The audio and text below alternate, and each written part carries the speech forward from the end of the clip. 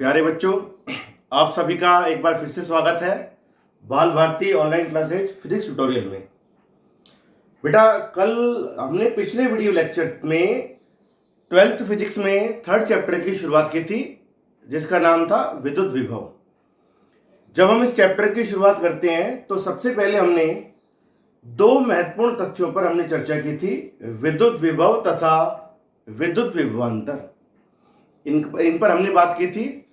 कुछ सरल एग्जाम्पल द्वारा हमने विद्युत विभवांतर के कॉन्सेप्ट को भी समझा था।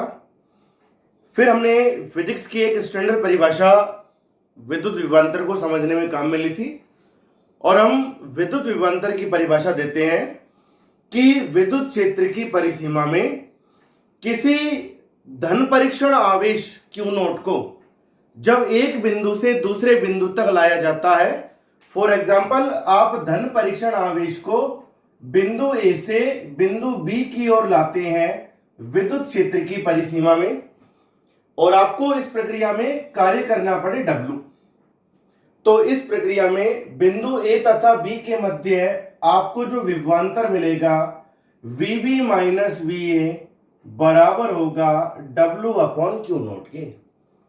यही परिभाषा पढ़ी थी हमने फिजिक्स में विद्युत विभवांतर की, जिसे हम कहते हैं विद्युत क्षेत्र में किसी धन परीक्षण आवेश को एक बिंदु से दूसरे बिंदु तक ले जाने में किया गया कार्य तथा धन परीक्षण आवेश Q नोट के अनुपात को उन दो बिंदुओं के मध्य विभवांतर कहते हैं।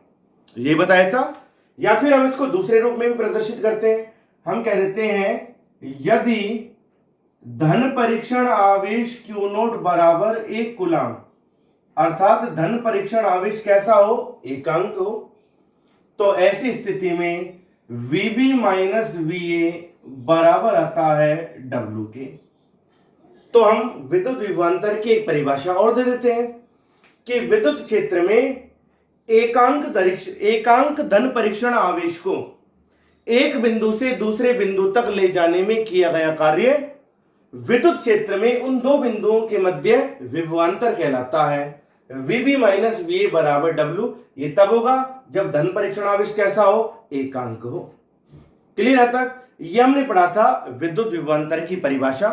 इसको समझने का तरीका भी मैंने आपको बताया था कि जिस प्रकार दो पात्रों के मध्य द्रव का प्रवाह कब होता है, जब उन पात्रों के मध्य द्रव स्तंभ भिन्न भिन्न हो, अर्थात जब उन पात्रों में द्रव स्तंभों के मध्य कुछ ना कुछ अंतर हो, तो इस अंतर के कारण उन पात्रों के मध्य एक पात्र से दूसरे पात्र की ओर द्रव का प्रवाह होता है।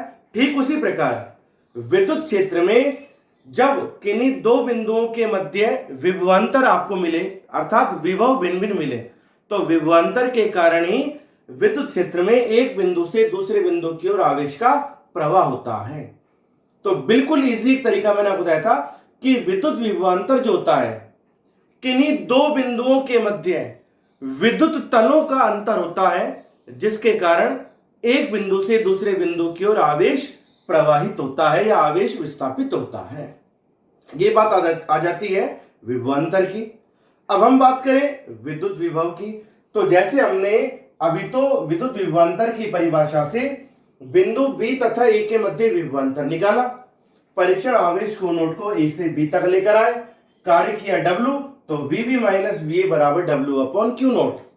अब यदि हमें किसी एक बिंदु पर विभव निकालना हो, जैसे आपसे कह दिया जाए कि हमें केवल बिंदु B पर विभव बताना है, तो बिंदु B पर विभव तो हमें तभी मिल सकता है जब A पर विभव कितना हो जाए, 0। तो VB माइनस 0 बराबर कितना होगा, VB के बराबर होगा। तो ऐसी स्थिति में A पर विभव 0 कब होगा, जब हम बिंदु A को विद्युत क्षेत्र की परिसीमा के बाहर कर दें। कहां पर कर दें, अनंत पर कर दें।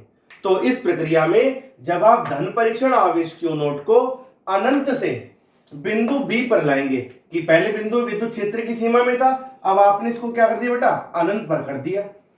तो जब आप इस धन परीक्षण आवेश को अनंत से विद्युत क्षेत्र में स्थित बिंदु B पर लाएंगे, तो किया गया कार्य और धन परीक्षण आवेश के अनुपात जो होगा वह किसके बराबर होगा, VB के बराबर होगा, अर्थात केवल बिंदु B पर विभव के बराबर होगा।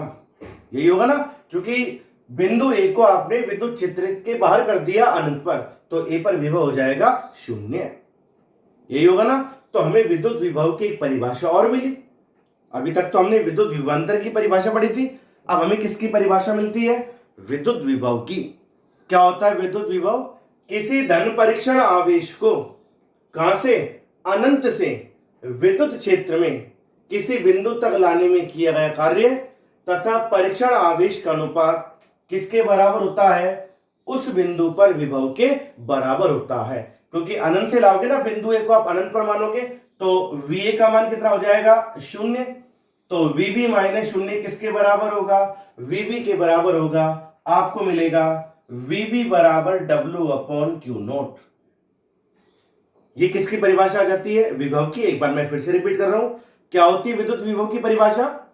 किसी धन परीक्षण आवेश को अनंत से विद्युत क्षेत्र में किसी बिंदु तक लाने में किया गया कार्य तथा परीक्षण आवेश का अनुपात उस बिंदु पर विभव कहलाता है। फिर एक तरीका और है, वही जैसे यदि मान लो आपसे कह दूं मैं धन परीक्षण आवेश क्यू नोट एकांक हो अर्थात 1 कूलम हो, तो ऐसी स्थिति में वीबी किसके बराबर होगा? डब्ल्यू के। तो आपको एक परिभाषा और मिल गई कि कितने धन परीक्षण आवेश को? एकांक धन परीक्षण आवेश को अनंत से विद्युत क्षेत्र में किसी बिंदु तक लाने में किया गया कार्य उस बिंदु पर विभव कहलाता है। वीबी बराबर W upon Q note. Clear? तो ये हमने कुछ बात की थी विद्युत विभव और विद्युत विभवांतर, जिनका तथ्य हमें समझना था। एक बार हमने इनके कॉन्सेप्ट समझ लिए तो आगे हमको किसी भी टॉपिक में, किसी भी डेरिवेशन में दिक्कत नहीं आएगी। विद्युत विभव या विभवांतर हो, दोनों का मात्रक कैसा होता है? समान होता है। एमकेएस पद्धति में होता है जूल प्रति कूलम, जिसे हम वोल्ट कहते हैं, और सीजीएस पद्धति में क्या होता है? अर्ग प्रति स्टेट कूलम, जिसे हम क्या कहते हैं? स्टेट कूलम कहते हैं। दोनों के बीच हमने संबंध भी पढ़ा था। 1 वोल्ट कितने स्टेट वोल्ट के बराबर होता है? 1/300 स्टेट वोल्ट के बराबर होता है। या आप ऐसा बोल दें कि 1 स्टेट वोल्ट कितने वोल्ट के बराबर होगा? 300 वोल्ट के बराबर होगा। ठीक है तक? अब एक बात और ध्यान रखना, विद्युत विभव या विभवांतर का एक विद्युत चुंबकीय मात्रक भी होता है। आप जानते हैं कि आवेश का विद्युत चुंबकीय मात्रक क्या होता है? 1 कूलम। क्या होता है? 1 कूलम। तो जब आप आवेश का विद्युत चुंबकीय मात्रक 1 कूलम रखोगे तो आपको विभव का जो मात्रक है वो मिलेगा, आपको 1 वोल्ट प्राप्त होगा। क्या मिलेगा? आपको 1 वोल्ट प्राप्त होगा। विद्युत विभव की फिर हमने विमा के बारे में पढ़ा था। कार्य की विमा होती है M1 L2 T-2, आवेश की विमा होती है A1 T1। तो आपको विद्युत विभव की विमा मिल जाती है M1 L2 T-3 A-1। ये आपको मिल जाती है विद्युत विभव की विमा। विद्युत विभव है कैसी राशि? अदिश राशि। क्यों? कार्य भी अदिश राशि है, आवेश भी कैसी राशि है? अदिश राशि। और जब आप दो अदिश राशियों का अनुपात निकालोगे तो आपको जो विभव मिल रहा हो या विभवांतर आपको मिल रहा हो, यह भी कैसी राशि के रूप में मिलेगा? अदिश राशि के रूप में ही आपको प्राप्त होगा। ठीक है? तो ये बात थी कुछ विद्युत विभव और विद्युत विभवांतर की। हमने इनके तथ्य पढ़े थे और साथ में फिजिक्स में जो स्टैंडर्ड परिभाषा काम आती है उस परिभाषा को भी हमने पढ़ा। आज हम पढ़ने जा रहे हैं किसी बिंदु आवेश के कारण उत्पन्न विद्युत विभव। कि हमें क्या दिया होगा? एक बिंदु आवेश दिया होगा, बिंदु आवेश के कारण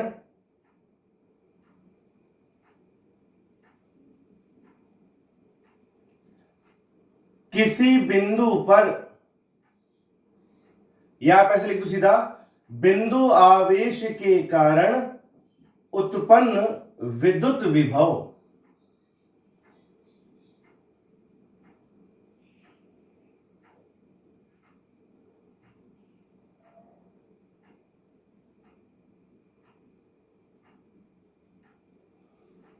क्या करना है इस डेरिवेशन में? हमें एक बिंदु आवेश दिया होगा Q, उस बिंदु आवेश के कारण हमें किसी बिंदु पर किसकी कैलकुलेशन करनी है? किसकी गणना करनी है? विद्युत विभव की गणना हमें करनी है और एक फॉर्मूला हमें प्राप्त करना है। कि एक आवेश Q के कारण R दूरी पर स्थित किसी बिंदु पर विद्युत विभव कितना होता है वह आपको बताना है।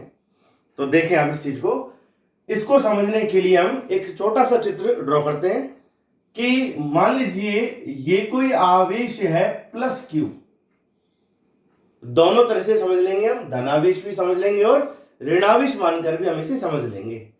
एक आवेश है प्लस Q जो कहां पर स्थित है, बिंदु B पर स्थित है। हमें इस आवेश के कारण R दूरी पर स्थित बिंदु P पर विद्युत विभव ज्ञात करना है। हमें इस आवेश के कारण R दूरी पर स्थित कौन से बिंदु पर, P पर विद्युत विभव ज्ञात करना है।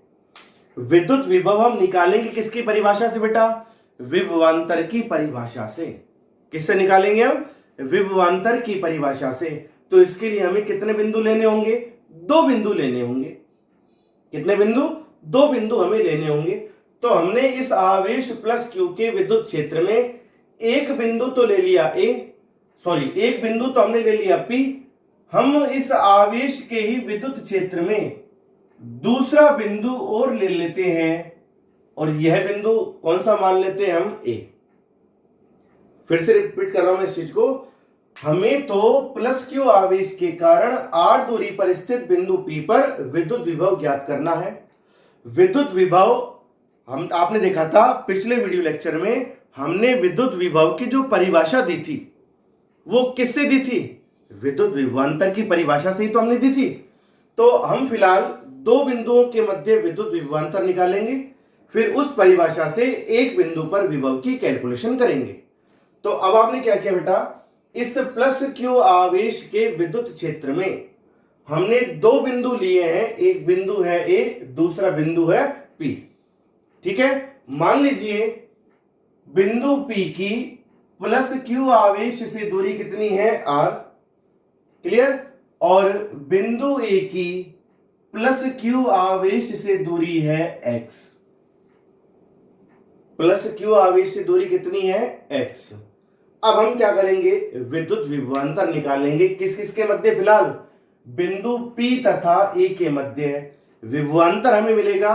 फिर उस विभवांतर के आधार पर ही हम बिंदु P पर विभव की गणना कर लेंगे। क्लियर।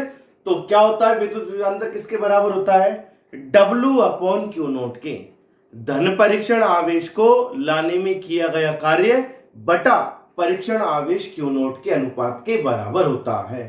अब हम क्या कर रहे हैं बेटा कि एक धन परीक्षण आवेश है प्लस Q0, इसे इस आवेश के विद्युत क्षेत्र में कहां से कहां की ओर ला रहे हैं, बिंदु A से बिंदु P की ओर ला रहे हैं। क्लियर। तो जब आप इस धन परीक्षण आवेश को बिंदु A से बिंदु P तक लाएंगे तो ऐसी स्थिति में जब ये धन परीक्षण आवेश प्लस Q0 बिंदु A से बिंदु P पर आएगा तो आवेश प्लस Q क्या करेगा, इसे प्रतिकर्षित करेगा।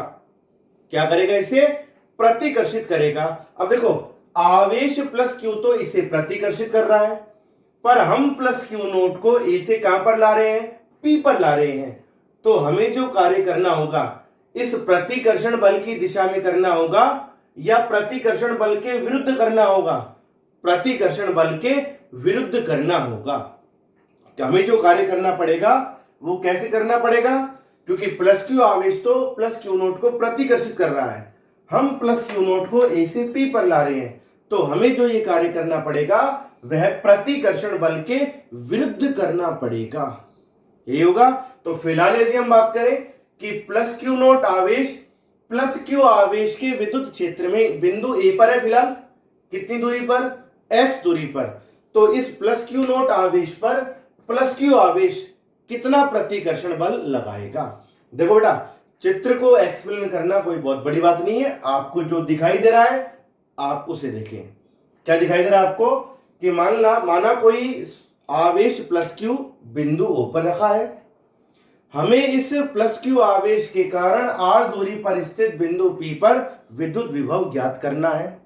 इसके लिए हम क्या कर रहे हैं, एक धन परीक्षण आवेश प्लस क्यू नॉट को इस आवेश के विद्युत क्षेत्र में बिंदु ए से कहां पर ला रहे हैं, बिंदु पी पर ला रहे हैं, तो हमें कार्य करना पड़ेगा प्रतिकर्षण बल के विरुद्ध करना पड़ेगा।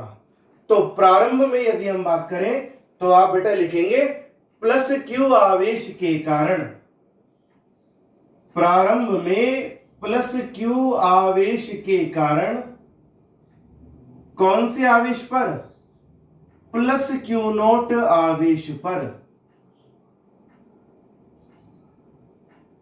आरोपित बल, प्लस क्यू आवेश के कारण प्लस क्यू नॉट आवेश पर आरोपित बल कितना लगेगा वह बल, F बराबर कूलाम के नियम का उपयोग करें के अर्थात 1/4 pi epsilon not Q1 Q2 या जाएगा Q गुणा Q नॉट या जाएगा Q1 Q2 की जगह बटा में आता है R स्क्वायर।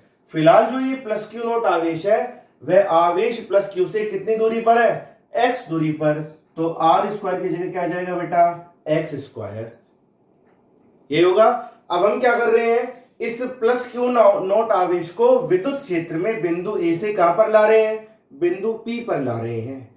तो मान लीजिए प्रारंभ में जब हम प्लस क्यू नॉट आवेश को बिंदु ए से बिंदु पी तक लाते हैं तो फिलहाल हम इस प्लस क्यू नॉट आवेश को एक अल्प दूरी कितना dx तक विस्थापित करते हैं। तो जब अल्प दूरी dx तक आप विस्थापित करेंगे तो इस अल्प दूरी तक लाने में किया गया कार्य कितना होगा, dw बराबर, और आप जानते हैं कार्य क्या होता है, बल गुणा विस्थापन, vector F dot vector d, यही पढ़ा है ना आपने। और जब इस डॉट गुणनफल को खोलते हैं तो क्या होता है, W बराबर FD cos थीटा। ठीक है, तो अब हम क्या लिख रहे हैं बेटा, प्रारंभ में प्लस क्यू नॉट आवेश को बिंदु कहां से ला रहे हैं आप, ए से, बिंदु ए से किस बिंदु की ओर ला रहे हैं, बिंदु पी की ओर। कितनी दूरी तक ला रहे हैं फिलहाल आप, अल्प दूरी, क्या माना है आपने, अल्प दूरी dx तक, अल्प दूरी dx तक लाने में किया गया कार्य कि आप आवेश प्लस क्यू नॉट को बिंदु ए से बिंदु पी तक ला रहे हैं। पर यदि हम एक अल्प दूरी dx तक आवेश को लाए, प्लस क्यू नॉट आवेश को, तो किया गया जो कार्य होगा उसे आपने क्या मान लिया, dw बराबर, ये तो होता है कार्य, बल तथा विस्थापन के डॉट गुणनफल को हम कार्य कहते हैं। और जब डॉट गुणनफल खोलते हैं, ये तो पढ़ा आपने बेटा, W बराबर vector F dot vector d, जिसे आप लिखते हैं W बराबर FD cos थीटा। ये लिखते हैं ना कार्य का सूत्र, W बराबर FD cos थीटा। तो आ जाएगा W बराबर, बल तो लग रहा है आवेश पर F प्लस क्यू नॉट आवेश पर, कितनी अल्प दूरी तक विस्थापित कर रहे हैं आप d की जगह, dx दूरी तक, और आगे क्या है, cos थीटा। अब आप खुद देखें बेटा, आप आवेश प्लस क्यू नॉट को अल्प दूरी dx तक इस दिशा में ला रहे हैं। q आवेश प्लस क्यू नॉट आवेश पर कौन सा बल लगा रहा है, प्रतिकर्षण बल, वह लगा रहा है इस दिशा में। तो जो बल और विस्थापन दोनों कैसी दिशा में बेटा, विपरीत दिशा में। तो थीटा बराबर कितना होगा, 180, और कोस 180 का मान कितना होता है, -1। तो कोस 180 का मान आप -1 रखेंगे तो आ जाएगा dw बराबर कितना जाएगा, -f dx। बल का मान रख दें -1/4 pi epsilon not Q not बटा x स्क्वायर आ गया जाएगा dx। ये हमने कार्य निकाला, प्लस क्यू नॉट आवेश को बिंदु ए से कहां की ओर, बिंदु पी की ओर, कैसी दूरी तक, अल्प दूरी dx तक लाने में किया गया कार्य। यदि हम बिंदु ए से बिंदु पी तक कुल कार्य निकालें तो क्या कर देंगे आप, इसका समाकलन कर देंगे। तो आप लिख देंगे अतः प्लस क्यू नोट आवेश को बिंदु ए से बिंदु पी तक लाने में किया गया कुल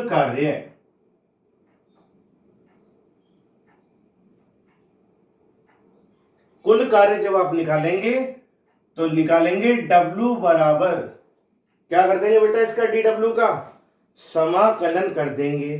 तो जब आप समाकलन करेंगे -1/4πε0 क्यू नोट, ये तो समाकलन के बाहर आ जाएंगे, नियत मान है। समाकलन में केवल क्या रह जाएगा, 1/x² dx, यही होगा।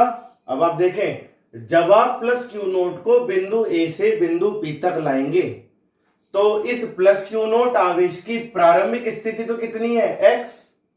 बिंदु पी पर आएगा तो अंतिम स्थिति कितनी हो जाएगी, O से R। तो इस प्रक्रिया में बिंदु ए से बिंदु पी तक लाने में जो स्थिति में परिवर्तन होगा, x से कहां तक होगा, R तक होगा। तो लिमिट लगा देंगे x से R तक, यही हो रहा है ना स्थिति में परिवर्तन। तो आप इसे लिखेंगे W बराबर -1/4πε0 क्यू नोट। अब आ जाओ आगे, 1/x²।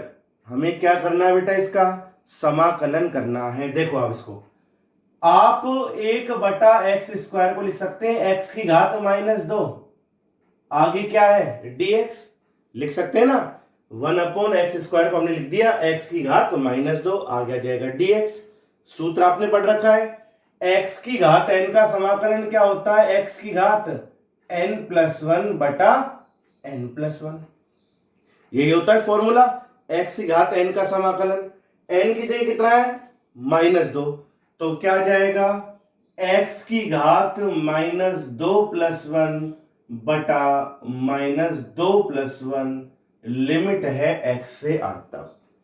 हल कर दिया ना हमने, x की घात n के समाकलन से ये बनेगा x की घात -2, तो सूत्र हमने लगा दिया, x की घात n के समाकलन का सूत्र होता है x की घात n+1/n+1।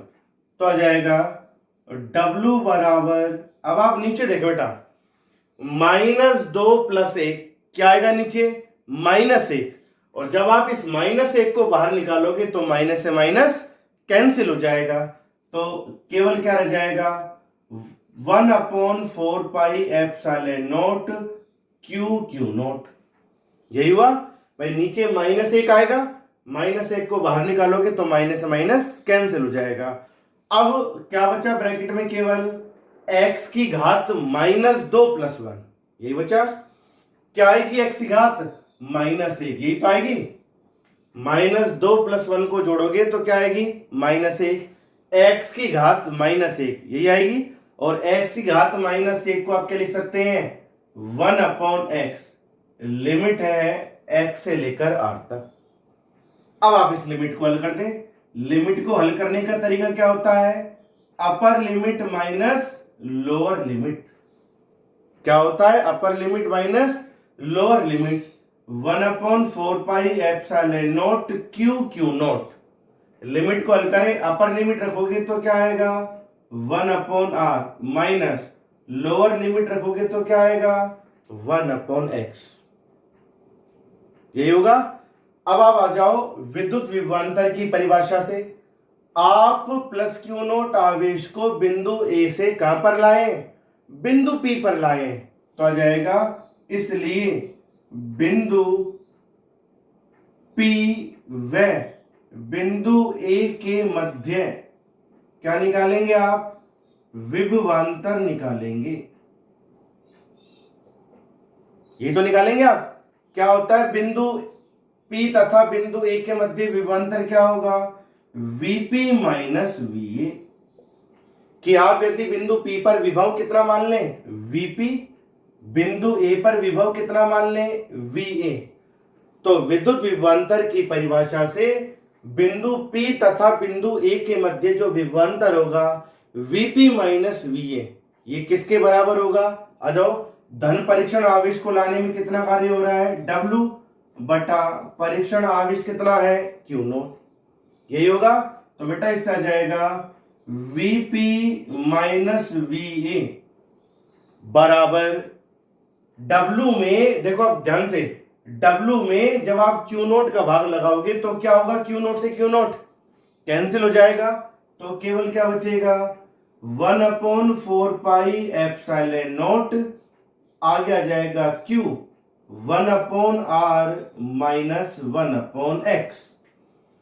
भाई विद्युत विभवांतर की परिभाषा से जब आप P तथा A के मध्य विभवांतर निकालेंगे VP माइनस VA, तो A से P तक Q नोट आवेश को लाने में कितना कार्य करना पड़ा है, प्रतिकर्षण बल के विरुद्ध W, परीक्षण आवेश है Q नोट, तो विभवांतर की परिभाषा का जब आप यूज करेंगे तो Q नोट से Q नोट कैंसिल हो जाएगा, तो आ जाएगा 1/4 pi epsilon note Q 1/R y minus 1/x। ये हमें क्या मिला है, बिंदु P तथा बिंदु A के मध्य विभवांतर। हमें क्या ज्ञात करना है, बिंदु P पर विभव ज्ञात करना है हमें, अर्थात केवल किसका मान ज्ञात करना है, VP का मान हमें ज्ञात करना है। तो बिंदु P पर यदि हमें विभव निकालना हो तो A पर विभव कितना हो जाना चाहिए, 0 हो जाना चाहिए, तभी तो आपको केवल क्या मिलेगा, बिंदु P पर विभव मिलेगा। और बिंदु A पर विभव 0 कब होगा, जब बिंदु A कहां पर हो, विद्युत क्षेत्र के बाहर हो, अर्थात कहां पर, अनंत पर। जब बिंदु A अनंत पर होगा तो A पर विभव कितना हो जाएगा, 0। और जब बिंदु A अनंत पर होगा तो ये जो प्रारंभिक स्थिति है x, वह किसके बराबर हो जाएगी, अनंत के बराबर हो जाएगी। तो लिख देंगे आप इसे, यदि बिंदु A कहां पर हो, अनंत पर हो, क्योंकि विभव की परिभाषा यही तो कहती है बेटा, एकांक धन परीक्षण आवेश को लाने में किया गया कार्य कहां से कहां तक, अनंत से विद्युत क्षेत्र के किसी बिंदु तक। तो जब बिंदु A अनंत पर होगा तो बेटा A पर विभव कितना हो जाएगा, 0। विद्युत क्षेत्र के बाहर होगा तो A पर विभव हो जाएगा 0। और जब बिंदु A अनंत पर होगा तो बिंदु A की जो स्थिति है x, वो किसके बराबर हो जाएगी, अनंत के बराबर हो जाएगी, ये होगा। तो इसलिए जब बिंदु A अनंत पर होगा, A पर विभव 0 होगा, तो VP में से जब आप 0 को घटाएंगे तो केवल क्या बचेगा, VP बचेगा। यह जाएगा 1/4 पाई एप्सिलॉन नोट Q, यह जाएगा 1/R माइनस 1/x की जगह रख देंगे अनंत। किसी भी संख्या में आप अनंत का भाग लगाओ तो कितना आता है बेटा, 0 आता है, तो केवल क्या रह जाएगा, 1/R। और जब 1/R को गुणा करोगे बाहर तो VP बराबर हो जाएगा 1/4 पाई एप्सिलॉन नोट Q/R, या आप ऐसा लिख सकते हैं 1/4 पाई एप्सिलॉन नोट किसका मान बन गया, कूलाम नियतांक K का मान, आगे आ जाएगा Q बटे में आ जाएगा R। मिल गया फॉर्मूला आपको। हमारा टॉपिक यही तो था, एक आवेश प्लस Q के कारण R दूरी पर स्थित बिंदु P पर विभव ज्ञात करना। तो आपको फॉर्मूला मिला, जब हम किसी धनावेश प्लस Q के कारण R दूरी पर स्थित किसी बिंदु पर विद्युत विभव ज्ञात करते हैं तो वह विद्युत विभव कितना होता है, KQ बटा R। कितना होता है, KQ बटा R।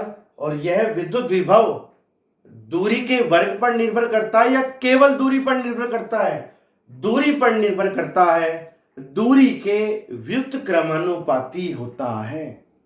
कैसा होता है बेटा, दूरी के व्युत्क्रमानुपाती होता है। ध्यान रहे, एक बिंदु आवेश के कारण R दूरी पर विद्युत क्षेत्र की तीव्रता तो कितनी होती है, KQ बटा R स्क्वायर, और यह विद्युत क्षेत्र की तीव्रता दूरी के वर्ग के व्युत्क्रमानुपाती होती है, पर एक बिंदु आवेश के कारण r दूरी पर विद्युत विभव कितना होता है, KQ/r, और यह विद्युत विभव दूरी के व्युत्क्रमानुपाती होता है। Vp बराबर KQ/r। ठीक है। अब यदि यही आवेश प्लस Q धनावेश ना होकर के कौन सा आवेश होता, ऋणावेश होता। यदि यही आवेश प्लस Q धनावेश की जगह ऋणावेश होता तो r दूरी पर विद्युत विभव कितना होता, KQ/r या माइनस KQ/r, कितना होता, माइनस KQ/r होता। तो ध्यान रहे बेटा, एक धनावेश के कारण किसी बिंदु पर विद्युत विभव कैसा होता है, पॉजिटिव होता है, जिसे हम धन विभव कहते हैं। पर एक ऋणावेश के कारण किसी बिंदु पर विद्युत विभव का मान कैसा होगा, ऋणात्मक होता है, जिसे हम ऋण विभव कहते हैं। समझ में आ रही है? धनावेश के कारण किसी बिंदु पर उत्पन्न विद्युत विभव को धन विभव, और ऋणावेश के कारण किसी बिंदु पर उत्पन्न विद्युत विभव को हम क्या कहते हैं, ऋण विभव कहते हैं।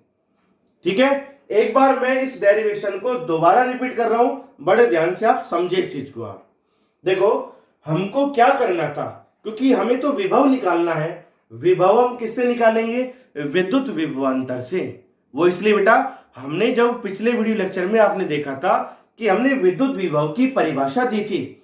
विद्युत विभव की परिभाषा हमने किसके आधार पर दी थी, विद्युत विभवांतर से ही तो हमने बनाई थी।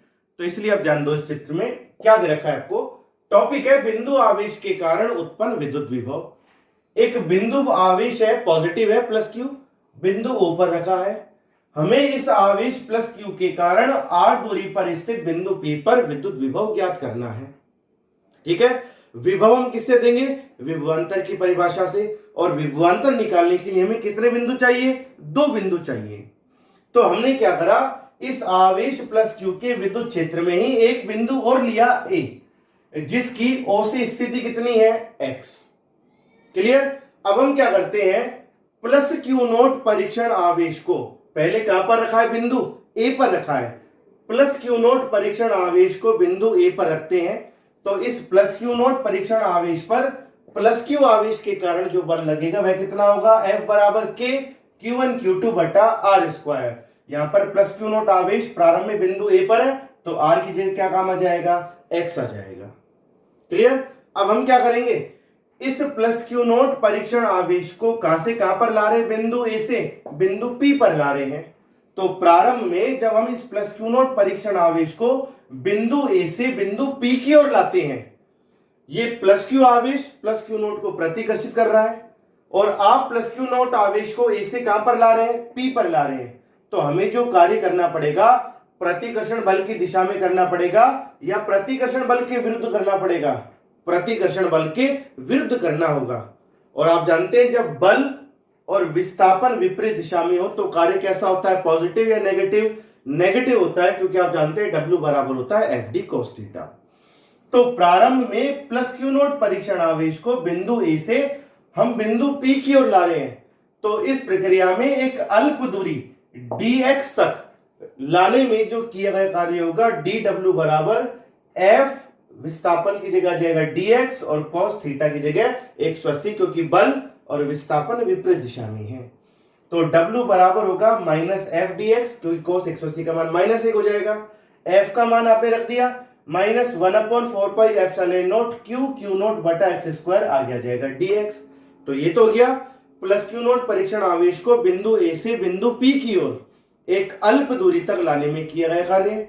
यदि आप बिंदु A से बिंदु P तक का कुल कार्य निकाले तो इसका क्या कर देंगे, आप अल्प कार्य का समाकलन कर देंगे। W बराबर, जब आप समाकलन करेंगे तो minus 1/4 pi epsilon not Q0, ये तो नियत मान है, ये तो समाकलन के बाहर आ जाएंगे।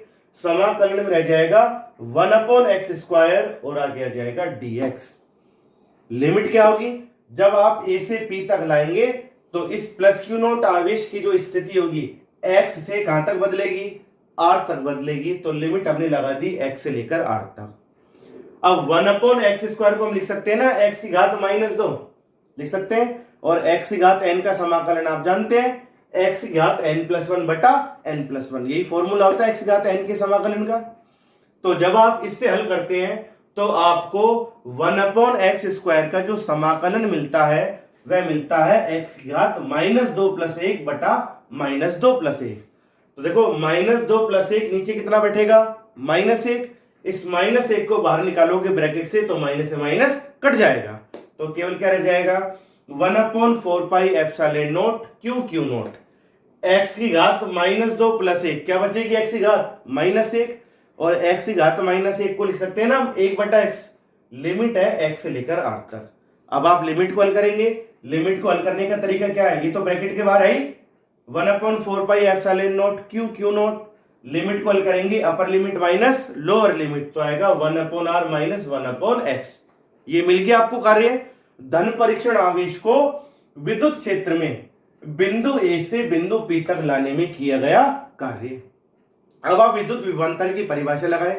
यदि बिंदु P पर विद्युत विभव हो Vp, बिंदु A पर विद्युत विभव कितना हो Va, तो विद्युत विभवांतर की जो परिभाषा होगी बिंदु A से बिंदु P तक लाने में किया गया कार्य और धन परीक्षण आवेश का जो अनुपात होगा वह किससे दर्शाएगा, इन दो बिंदुओं के बीच विभवांतर को दर्शाएगा Vp माइनस Va को।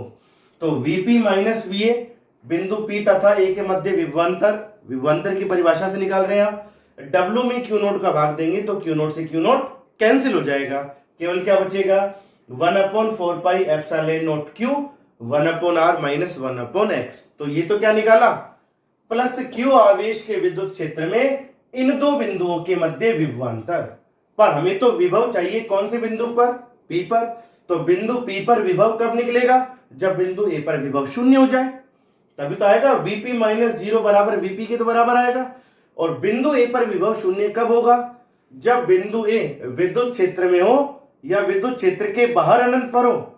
जब बिंदु A विद्युत क्षेत्र के बाहर अनंत पर हो तो हमने कंडीशन लगा दी, यदि बिंदु A विद्युत क्षेत्र के बाहर कहां पर हो, अनंत पर हो, तो A पर विभव Va कितना होगा 0। और जब बिंदु A अनंत पर होगा तो जो ये स्थिति होगी x वो किसके बराबर हो जाएगी, अनंत के बराबर हो जाएगी। क्योंकि विभव की परिभाषा भी ये कहती है ना कि किसी धन परीक्षण एकांक धन परीक्षण आवेश को अनंत से विद्युत क्षेत्र में किसी बिंदु तक लाने में किया गया कार्य। तो x बराबर आप अनंत रख दोगे और अनंत पर यदि बिंदु A अनंत पर होगा तो A पर विभव होगा 0। तो Vp माइनस 0 बराबर क्या आएगा Vp, यही आएगा 1/4 पाई एप्सिलॉन नॉट Q की जगह Q आ जाएगा 1/r। और जब x का मान आप अनंत रखोगे तो किसी भी संख्या में अनंत का भाग लगाओ, रिजल्ट कितना आता है 0। तो 1/ अनंत का मान 0, ये तो हट ही जाएगा, तो केवल क्या रह जाएगा 1/r। 1/r को गुणा कर दोगे तो क्या आएगा, बिंदु P पर विभव 1/4 pi epsilon not Q/r। 1/4 pi epsilon not किसका मान बन गया, कूलाम नियतांक K का मान आपको मिला। तो क्या बना, बिंदु P पर विभव Vp बराबर आ जाएगा KQ/r। ठीक है, और ये कौन सा विभव है, धन विभव या ऋण विभव, धन विभव, क्योंकि Q आवेश कैसा माना बेटा आपने, पॉजिटिव माना है। तो या आप लिख सकते हैं Vp समानुपाती 1/r कि एक बिंदु धनावेश के कारण, ध्यान से समझना जो मैं आपसे लास्ट में कह रहा हूं, एक बिंदु धनावेश के कारण किसी बिंदु पर विद्युत विभव कितना होता है, Vp बराबर KQ/r। और यह धन विभव दूरी के व्युत्क्रमानुपाती होता है Vp समानुपाती 1/r। कि एक बिंदु धनावेश के कारण या एक बिंदु आवेश के कारण किसी बिंदु पर विद्युत क्षेत्र की तीव्रता तो दूरी के वर्ग की व्युत्क्रमानुपाती होती है, पर एक बिंदु आवेश के कारण किसी बिंदु पर विभव केवल दूरी के व्युत्क्रमानुपाती होता है, Vp समानुपाती 1/r। इसमें आपने प्लस Q आवेश को पॉजिटिव माना है, तो बेटा ये कौन सा विभव होगा, धन विभव, यही होगा।